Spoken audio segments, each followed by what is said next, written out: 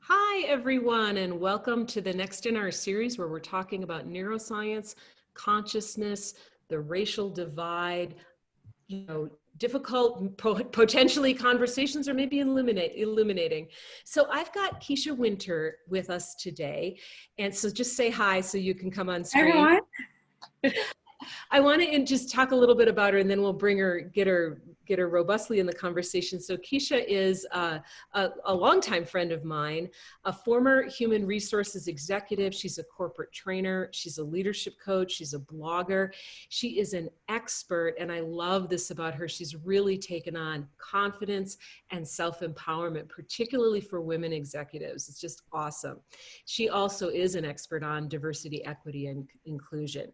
She has a bachelor's degree in Latin American and Caribbean studies and a minor in Spanish and an MBA in management. Ooh, that actually didn't know you had an MBA. Awesome. For you. She's actually a certified executive coach, and she has 20 years corporate HR experience, which includes coaching leaders from over 50 countries globally. So Kisha really has a broad scope. She's also been through our Neuroscience, Consciousness, and Transformational Coaching program. So she and I love to talk about what is going on in the brain. So welcome. Thanks for being with us. Thanks for having me, Anne. Very, very happy to get your views. I am curious, why does this conversation matter to you? Like, why would we want to look at some of the racial issues that are really surfacing today through the 7 levels and through neuroscience? I think looking at it through the 7 levels and understanding the attitude, the energy that we're actually bringing through the conversation, regardless of what our background is, ethnically, nationally. A little bit about myself. One of the reasons I particularly wanted to be involved in this conversation is because not only am I a Black female in corporate America, but you may hear a little bit of my accent. I lived the formative years of my life in the Caribbean. I'm an immigrant. I'm from Jamaica, and I've lived now in the US for the majority of my life. And I think it's important for us to really understand the complexity and the rich history and the nuance, even within Black culture.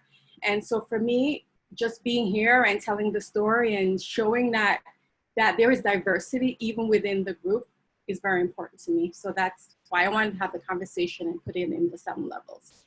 Yeah, I love that. I mean, one of the things that you and I were talking about earlier is this whole way that and it actually does map into the brain. It does tend to be a little way that the left hemisphere more sees people as objects and deals with people as objects and deals with people as things. And let's talk about that a little bit, but you're making me think that one of the implications of that is if you see people as things, rather than as unique individuals, you want to put them all in, one category. In a box. Yeah, right. Like Black America. Okay, yeah, here we go. There's no complexity. We all think alike. We all vote the same. We all have the same backgrounds, but there's actually uniqueness and complexity. And when we go through as we talked about in diversity and inclusion training, there's a schema, is the way that we divide information. And because there's so much information coming at us all the time, our brain tries to put everybody in a box. And so that complexity and that diversity and that nuance is really important, to your point, to be able to see the humanity and have a discussion that's a lot more complex and nuanced than we're hearing in the media. Yeah, and I think about, we are, in order to see complexity, it seems to me our brain actually needs to be in a little more relaxed state. Right. And that when we go to stress, what we want to go to is, operate more on assumption, operate more on putting people in boxes, rather than looking at each individual in each situation as unique and getting to know their story and their background and their experience and what has shaped their perspective. Yeah, I was telling you that I was reading this article by a former California cop who said, who's now basically saying, look, I was a really bad person when I was a cop, and it's part of the argument around potentially defunding the police. He's really arguing for that. But one of the things that he said is, in talking about just the different roles people have to play, he said, like, on my best day when I was really bringing the most value, I was a really pretty crappy social worker. You know, because he's trying to look at this. I think he was in the state of like looking at the individual and trying to connect them with specific resources they needed. Yeah. Right. Rather than looking at the caricature of Yeah, the person. of the individual. And the question I would have is how much interaction that person had beyond their day-to-day job. How much interaction? How did they get to know the people in the community? You know, what were they just serving in the community and living somewhere else? So the complexity. Yeah, those are all really good questions. And the other thing he said is that the training videos for his training as a police officer, which I think is reasonably recent, he said it was, one of the trainers said, "I'd rather be judged by 12 people than carried by 6. So yeah, so he said huge hours and hours of training videos of cops being killed. Wow. So this is, again, we know because the brain is going to attach to, there's also a lot of emotion there. Yeah. So you're going to attach to that emotion, and that's going to become part of a really automatic response. If that's what you can that's indoctrination, right? Yeah. Wow. That's fascinating. I know. It's like what you didn't know. Yeah. So what is it that has people, you know, your real expertise is the corporate world. And from knowing you for many years, I know you've seen a lot. You've seen the good, the bad, and the ugly. I won't ask you. I won't ask you to name names. No names. No names. But what have you seen in terms of what we would call below the line behavior? And why do you think the folks that are acting that way are acting that way? Yeah. Good question. I mean, I think it depends on where we're coming from, right? So let's just say me, as I think about myself, and where do I get below the line around racial energies? We talked about earlier that my normal set point in terms of where my level is typically above the line. I'm typically optimistic. A positive outlook on the world. However, when it does come to racial issues, there are times where I spend a significant amount of time below the line, significantly amount. So I think about, where do I get into hopelessness? Yeah, around as you go there? Yeah, as I go there, where do I get into hopelessness? I will say I will get into hopelessness because we have had this experience going on for over 400 years. And while we've seen progress, there is still significant work that has to be done. There is still a system that's based in racism. And while there is a lot of energy and emotion around this right now, the hopelessness comes in. It's like, what's really going to be different this time? Is this just the latest media attention, or are we going to step up to the plate and do things to consistently move the change forward? So that's a really good question. Yeah, so that's where it brings me, that specifically, as I think about myself as an individual. I think there's a lot of people that have a similar background as I do. I'm not going to try to speak for every Black person, but I've heard the same comments from a lot of people. And on the flip side, I do believe that there are people that respond in hopelessness as well to the situation because they don't feel that their story is being heard. So this whole like argument around which lives matter, Black lives matter, all lives matter, blue lives matter, white lives matter. And the reality is that beyond the extreme racist people, I think there's a need for everyone to hear have their stories heard, and for them to be empathized with, and understand that even though they may not be of, a darker skin complexion, they have also had challenges and struggles in their lives, and they do also want to be heard. Yeah. And yet not having the empathy to understand that, yes, we've all had struggles and challenges and probably difficulties in our history and our life story. But one of the challenges that you didn't have was based on the color, was not based on the color of your skin. And so it's just this tension of competition almost to be heard, because a lot of people don't feel heard. And I think that's just really well said. And I think when we're in that level, it ends up feeling really like frustration, right? It's like this, well, do I matter? Do I not matter? You know, do you matter more than me? And all of that is part of that level of frustration where nothing can really happen. Do you ever play that game, Kisha, when you were little, like with your brothers and sisters, where you do the hands? Like one person, you're waiting in a restaurant, you're like doing this. And at some point it all just becomes, everybody just goes like this. Yeah. That's kind of how I think about the level of frustration. It's like, no, I matter more. No, I matter more. No, you're not. And then at some point it just becomes chaos because especially in a complicated society, like, many years ago, the discussion was just around European Americans, Caucasians versus African Americans, Blacks.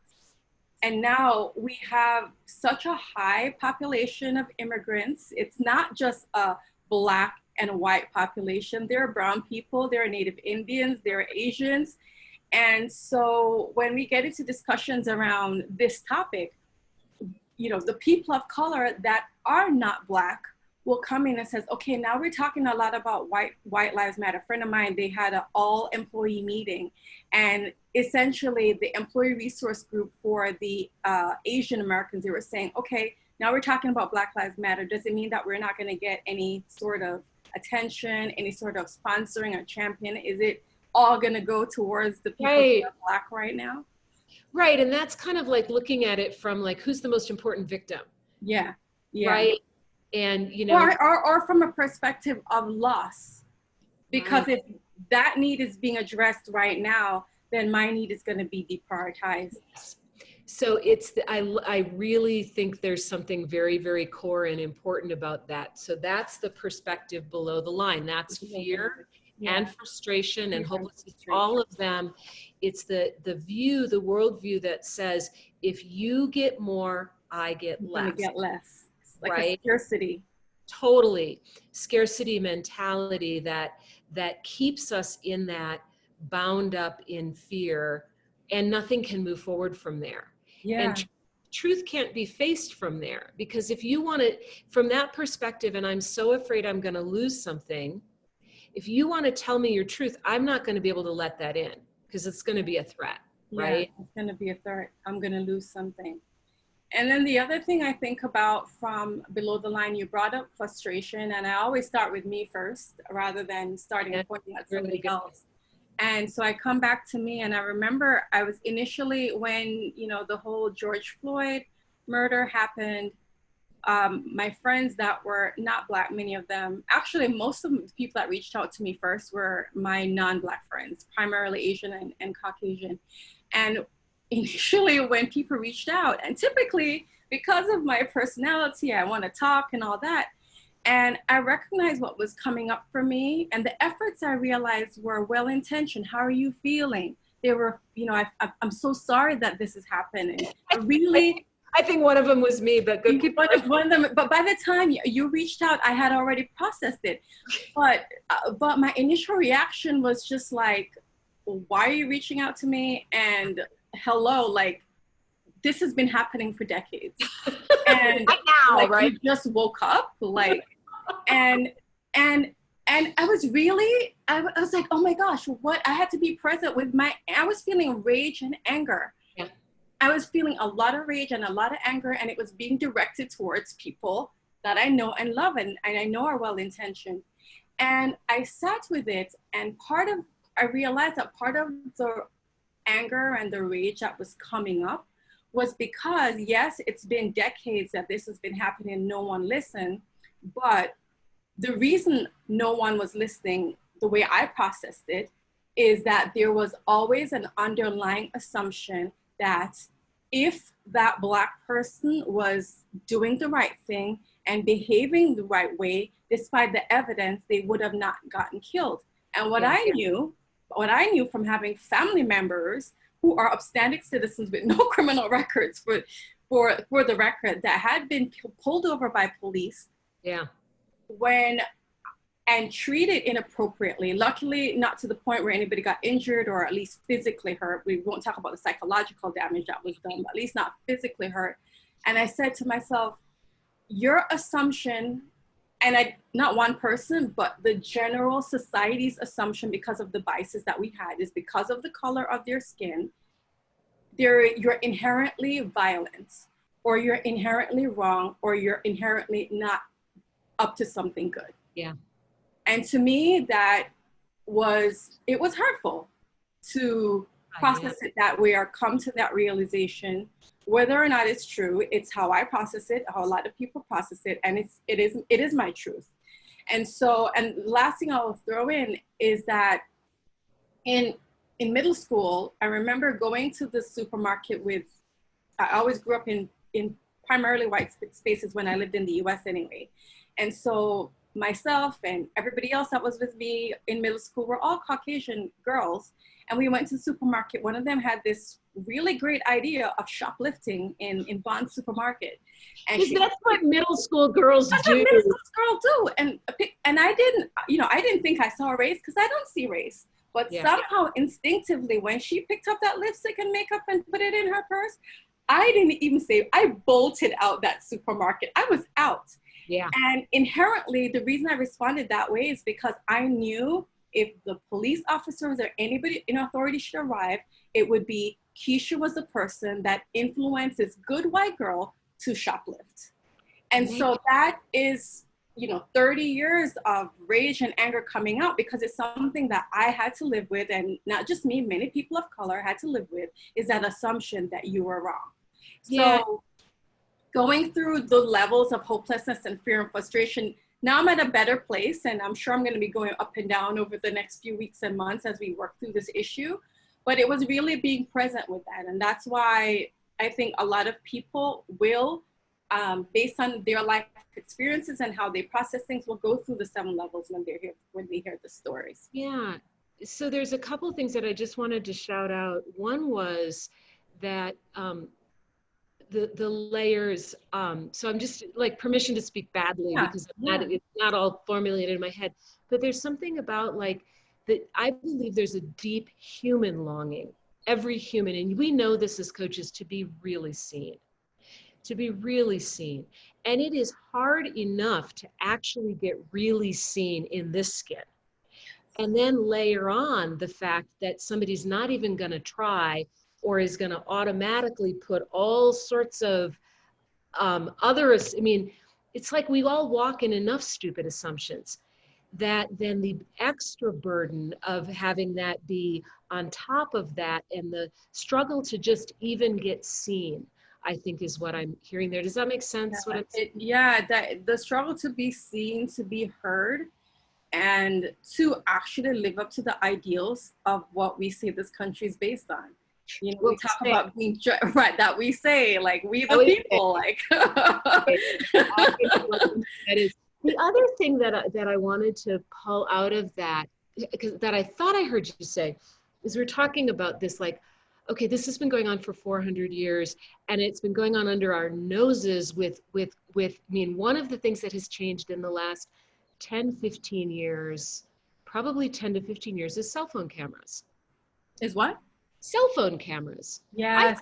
Cameras. Yes. These things have been part of changing the conversation, because it's not, I think that's part of it. Now, yes, that should have changed, 10, 15 years ago, but I do think that's making a difference. It's part of the evolution, is like, it's not he said, she said, it's, I got a video. Let me show you this white woman telling that the nice looking black bird watcher is threatening her when he's not, when right? He's not. Yeah. When he's not.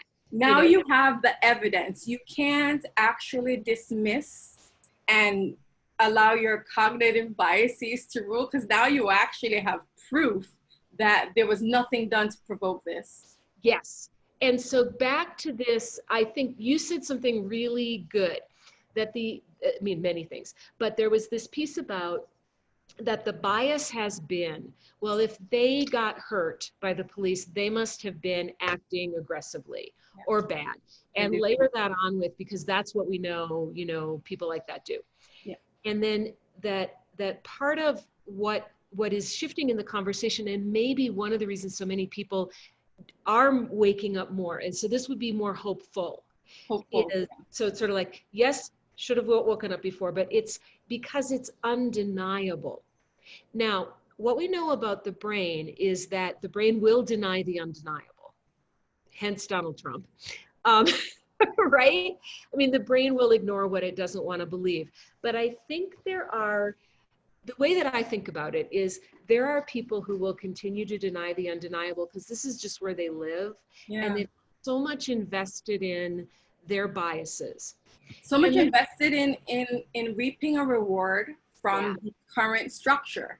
Right. Because if it changes, there is an assumption on their part of loss. Right. Like Amy Cooper won't be able to just pick the phone up and, you know, use false charges against the person, essentially yielding her power through the color of her skin, knowing that the assumption is going to be that she's right because she's a white female and he's wrong just because he's a black female. Now we actually get to judge people on the content of their character and the evidence. Because we can see the content of their character and we don't just filter it through our own, well, what a nice, pleasant white person with a job. And, there's so much that goes into that.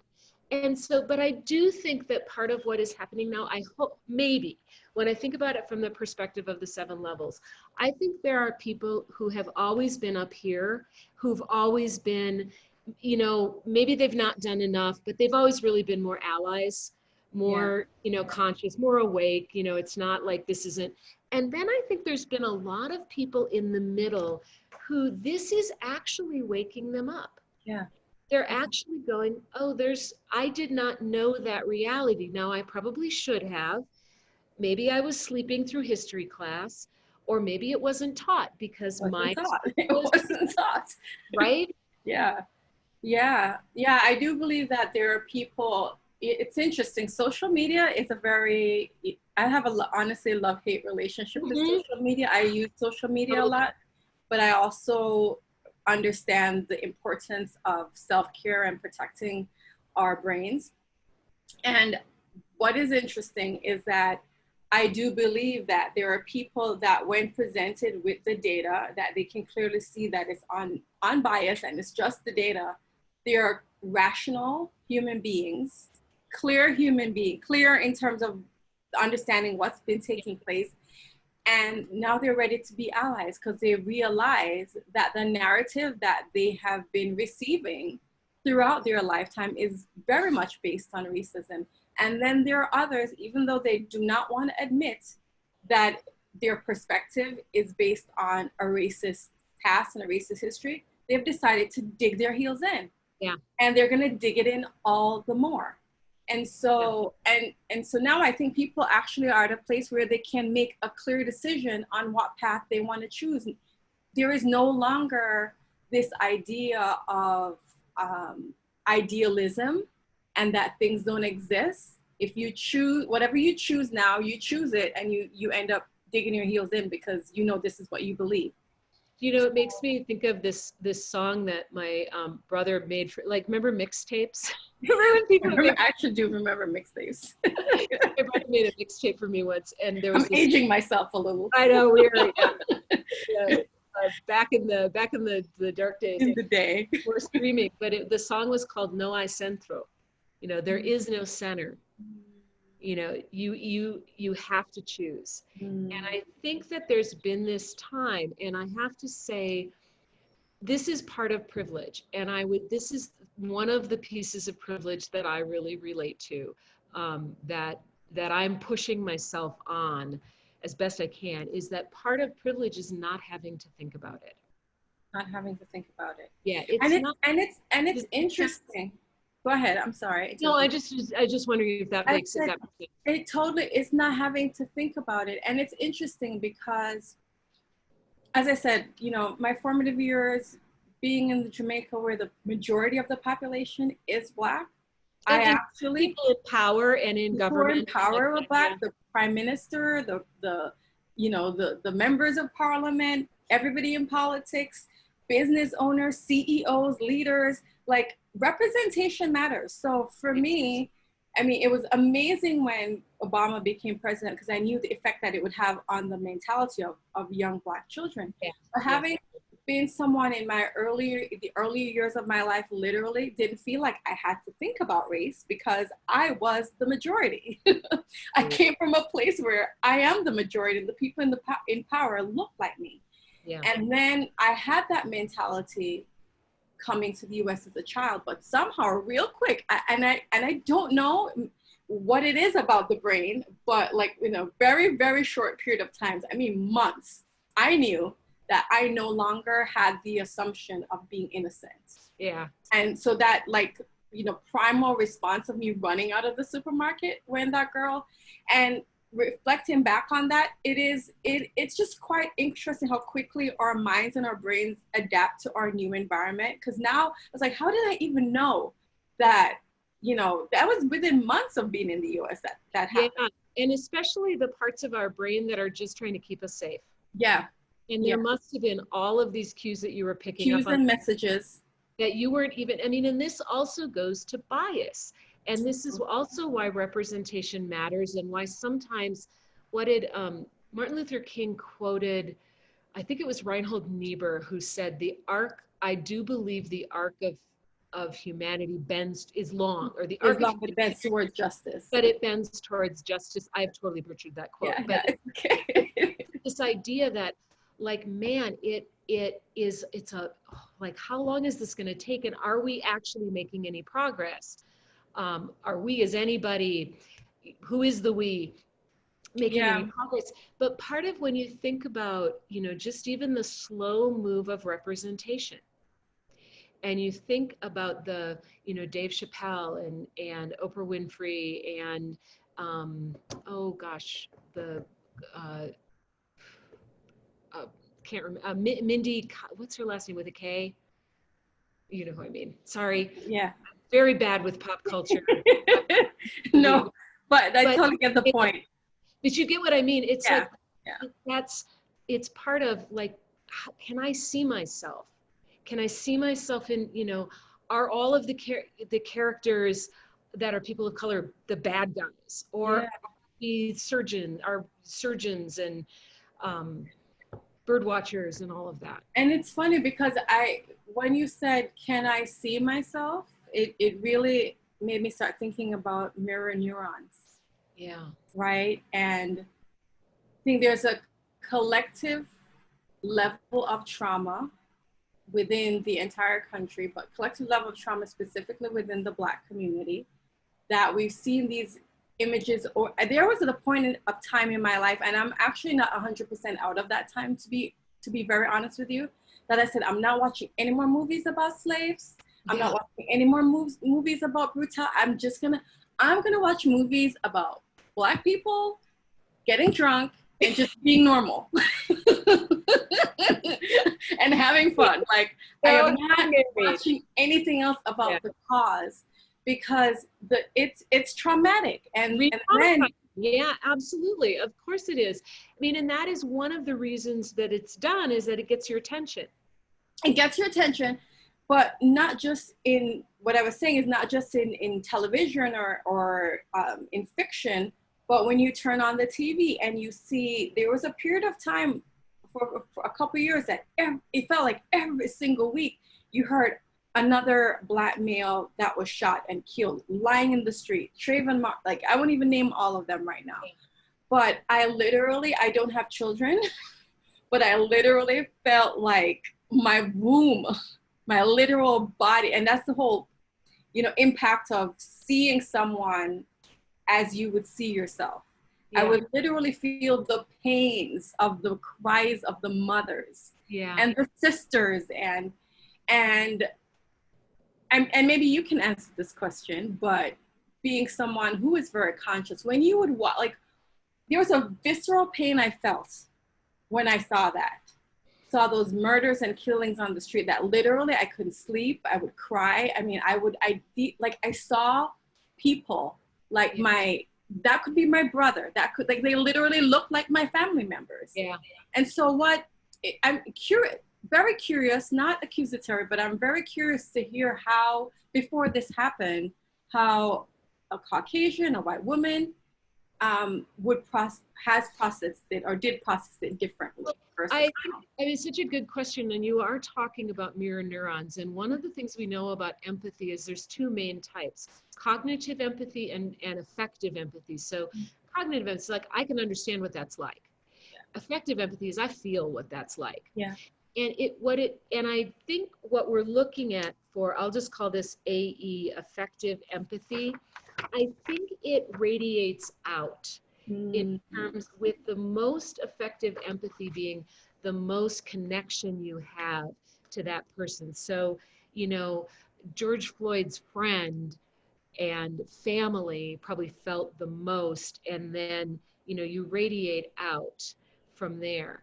I'm gonna come back to answer your question, but it's one of the things that I think it's one of the explanations when people say, you know, love my child once they grow past the cute little, you know, African-American boy or girl. Why don't you love my child when they grow past? And I think there's something really universal about baby, kid, like that brings them close. It brings people closer into the center. We can feel and identify more with kids because there's kind of a universal kidness.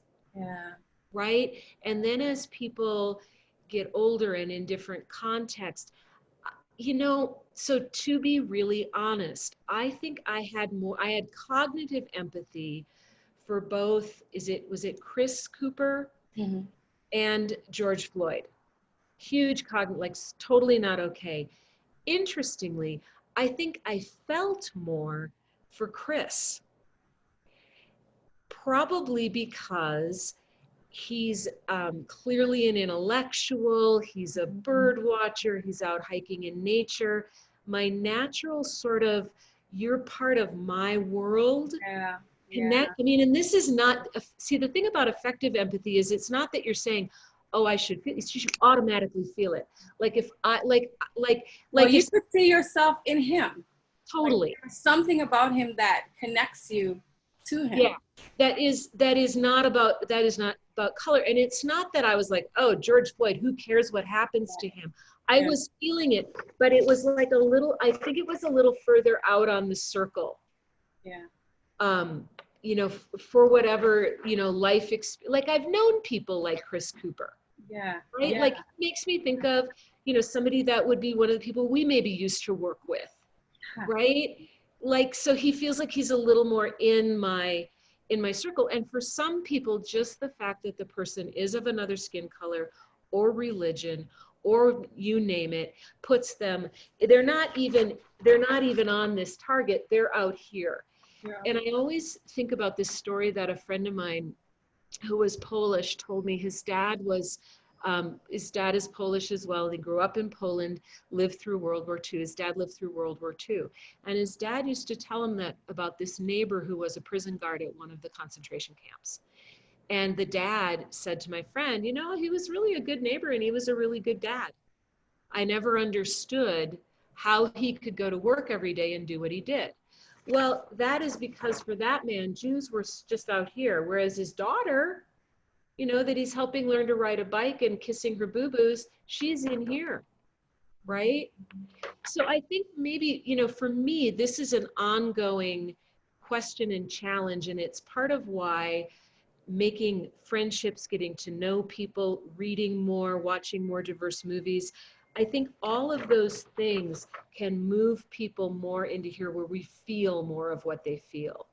No, I think it's a really good point. It's you latching on to the thing that you can connect with them, and you meaning the plural you. I think it goes back to exactly what we were saying. So it totally makes sense. But, you know, and I know we've been talking a lot about different things below the line. However, let's talk about above the line, yes. I will say, you know, as I process those, what's exciting for me above the line is the courage that I see so many people, the peaceful protesters that are out there, you know, people that are non-Blacks, non-minorities, Caucasian, that are bringing their children out there and they're teaching them and having the conversations people having the difficult conversations now and actually listening. Yeah. The people that want to listen anyway, not everybody's listening, but the people that want to listen, that weren't listening before, are listening. And it's opening the door to have tougher, harder conversations, but people are more willing to engage in those conversations now. And it seems that there's a collective desire of people to educate themselves, taking personal responsibility for educating. Because personally, being in corporate America, I was very aware and frustrated sometimes that I would look up and always see the chief diversity officer, the person teaching on diversity, always a Black woman, or, you know, a Black male, or somebody that's not, you know, not non-minority. And now it's, and I always felt like, why do I have to teach? Like, anything you want to learn about, you're resourceful enough, go read a book, like read articles, research, and talk to people. And now people are actually taking it on as personal responsibility and raising that level of consciousness. You know, I really love that. I really love that example. You just so delight me. But it made me think of a couple of things. And one is that I tend to think about a lot of things in terms of the bell curve of, I think it originally originated in marketing, right? This kind of bell curve. And so in marketing, you have like the early adopters or the innovators, the early adopters, the late adopters, and the laggards. And I think everything in life moves through this curve. And maybe what we're seeing happen, and what is potentially sort of exciting above the line, is that we've moved this taking race seriously, taking racism seriously, taking white privilege and white fragility seriously. It's moving out of this sort of, you know, early innovator space where only a few people are paying attention to it, into a really big space in here. And what we know from marketing is this is the critical space of change. This is where you market to. These are the people that you reach. And when enough people here buy in, these people, it's like it's like you don't talk to the innovators. They're already going to buy the new iPhone. You market to these people. And these people are paying attention, and it's starting to occupy this space, and there's more people there. And I think about one of the things that I have noticed happening. I don't know how widespread it is, because I walk in the human development world and a little bit in the corporate world.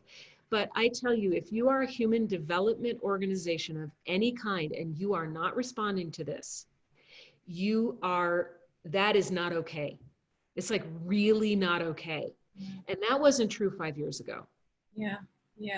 Everybody's taking personal responsibility. All the different organizations at various levels are speaking out, speaking up. Some organizations actually were leading the way before this, and they continue to lead the way now, but it's becoming commonplace conversation. For me, that's the hopeful part. That's where we get into. Now we can be courageous to have these difficult discussions. Now we can engage in a two-way conversation. Well, because there's enough people in here. And, you know, what first occurred to me about this is what happened with coaching. At first, it was only a few people in a few weird organizations, and then it moved here. And now it's in this place where most organizations have some kind of coaching. And I think when we think about equity, diversity, inclusion in an authentic way, not just to check a box, because we did a training. Right. This conversation is gathering momentum. I mean, that would be hopeful. Do you have, when you think about, I just want to ask you, like, what advice do you have? Can I ask you what advice you have for white people? Again, because we're all the same, but is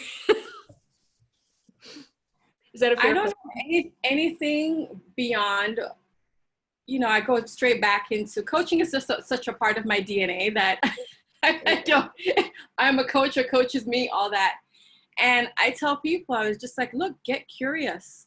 Literally get curious. Ask yourself and think logically. I think we're able to think logically about so many other things besides religion, race, and politics. Right. At least in the US. We can't think we get emotional about it. And our amygdala gets hijacked, as we like to talk about, and our prefrontal cortex comes offline, and we're not thinking clearly. And Yeah. so, so I don't know if it's more of a challenge than it is advice. It's challenging ourselves to ask the deeper questions, to be curious, and to think critically. I really love that. And to me, that also includes part of that logic, or at least that's been logical for me as I've tried to look at it, is saying, if anybody's pissed off, and if I even come as the target for some of that, it makes a lot of sense. Like I'd be pretty pissed off too. Right. So it like part of what I would say is like, we've got to be spacious, right? Like we've got to stay present in the conversation and give space and empathy to it, And rather than get And you defensive. know what? I've been thinking about this. I think this is maybe the bigger thought or advice I have.